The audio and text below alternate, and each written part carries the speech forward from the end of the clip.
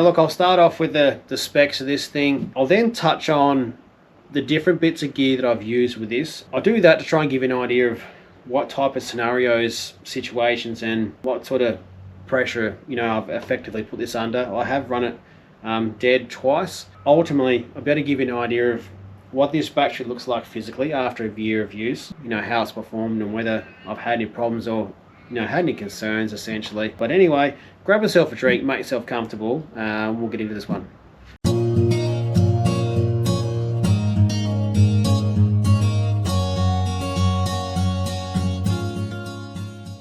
Right, I now got that sorted out. Let's bloody get into it. Thanks for joining us today. I run out of time to do a trip series video for you this week, and I've got a bit of gear sitting around at the moment. Okay, now the Pajero, all the 12 volt setup and gear we've had in there has all been taken out, and it's all sort of sitting around at the moment. I'm trying to work out what to do with it. I'm currently in a situation where you'll probably see me do a post on the socials sometime soon asking for feedback on recommendations for a 12 volt setup. The Ranger, I've been running the Jackery portable solar generator for a little while now, which has been fine, but I'm considering something a bit more permanent and something a bit bigger than I've had already. I haven't decided yet, but I thought it'd be a good chance to sort of generate a conversation, but also give you some thoughts on, you know, this one here, and if the other parts that I had in there you're interested in getting some sort of feedback, and if you're interested in getting some feedback and experience on what they've been like as well, because I will sort of briefly touch on them in today's video, let me know. I'll be happy to try and knock something together for you. This battery here is still a current model in iTECHWORLD's range. Now, if you're interested in this or any iTECHWORLD gear, I'll chuck it in the description, but if you want 5% off, use GAA, I think it is, in the code there, and grab yourself a discount off, yeah, whatever you might be looking to get, or if something on special, to do that as well. But so this one here is a 120X. Now there is a few different 120X variants, but this one is the base model. This is the 105 amp hour version, so it has a 5-year warranty on it.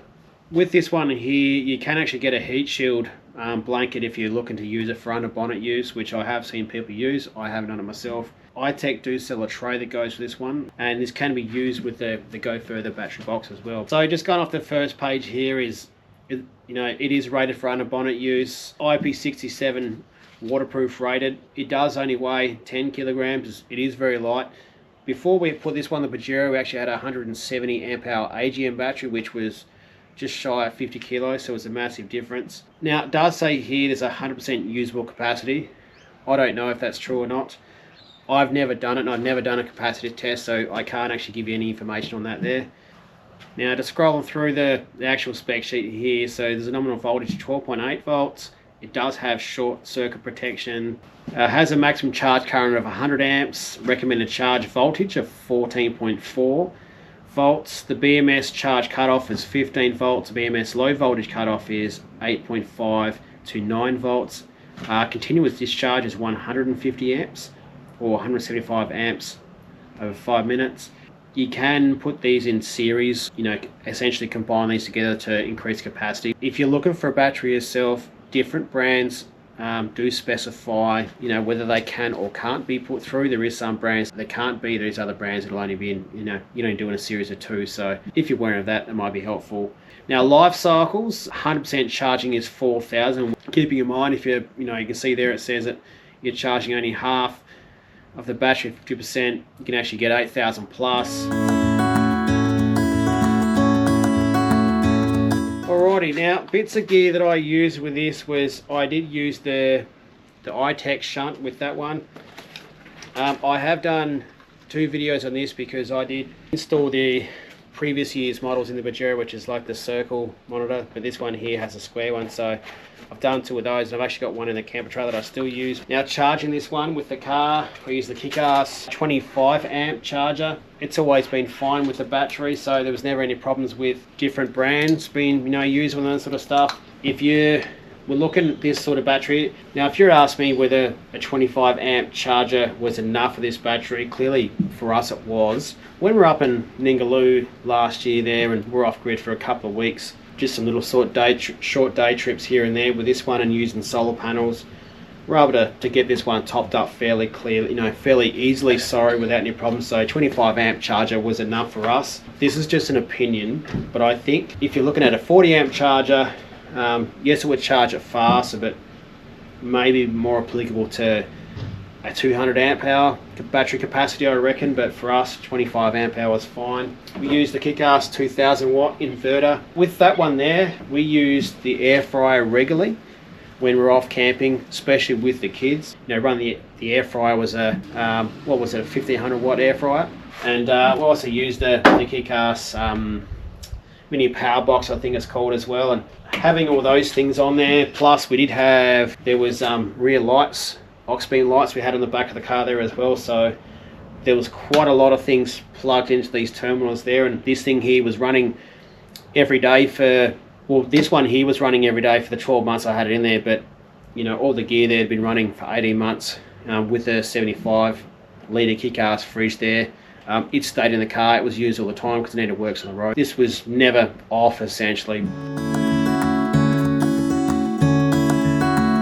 With this one here and the performance of the BMS, so I did tell you that I run this dead twice. What it means is, if you don't know, the BMS is the battery management system. Now what that's designed to do is, if this gets down to 5%, essentially, it's got 5% of charge left in it, it'll kill it, it'll shut itself down before it actually gets to the point where it's dead. Because if it gets to a point where it's dead, it's going to be cactus and it's going to do damage. Now the times that it happened, and it happened when we were up in Ningaloo, all I did was, once I realised in the back of the Pajero that it was off, and the fridge was off and all that sort of stuff, at that point I grabbed the solar panel, I put it on the roof, started charging, and it came back on. I didn't have to jump start to bring it back to life. I did have a friend, a work colleague recently ran a lithium battery dead and actually had to use like a jump starter to bring it back to life. But this one here, I didn't have to do that either one of the two times there. So the BMS performed as it's supposed to do for me.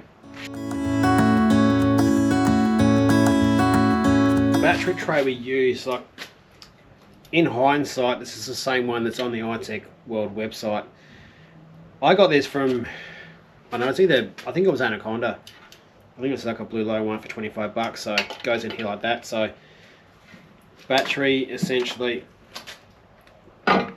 sits in there like that, goes over and essentially tighten these ones up here and sort of sits on that. I did tighten them quite hard because we were going on the Ningaloo coast, and if you've been up there and you've been down those bloody corrugations, which are comfortably the worst that I've experienced anywhere in Australia, want to make sure it's fixed and we're going to have any problems, because we had a lot of things running off this. The point I was trying to make there was, physically, with this being fixed in and the rough roads and corrugations and all that sort of stuff we've been through, it looks exactly like it was the day we got it. I'll be honest with you.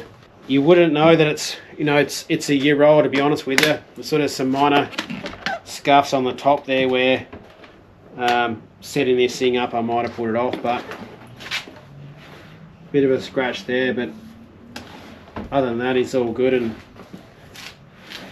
I'm not sure how hot it got at times, but it definitely hasn't warped or any of that sort of stuff there. So yeah, physically no, it all looks in pretty good nick. I guess time for some final thoughts on this one. It's worked flawlessly for us.